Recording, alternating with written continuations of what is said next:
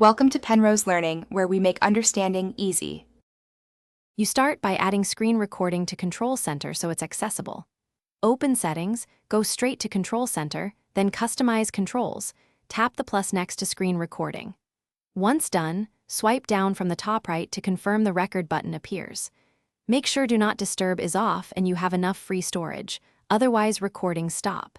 This gives you immediate access and avoids interruptions when you need to capture video quickly.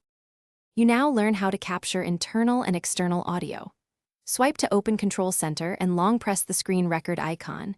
You'll see a microphone option. Toggle microphone on if you want narration, then tap Start Recording and you have a 3-second countdown. While recording, watch the red status bar or red pill at the top of the screen so you know it's active.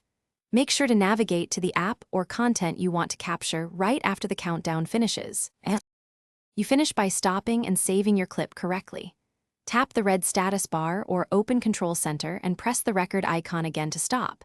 The video saves automatically to Photos. Once saved, open Photos to trim or share the file. If the recording lacks audio, make sure the microphone permission is allowed for the app, verify the microphone toggle was enabled before recording, and check app sound settings. If recordings fail, reboot the phone and try again. Thanks for watching. If this was helpful, leave a like and consider subscribing. See you next time.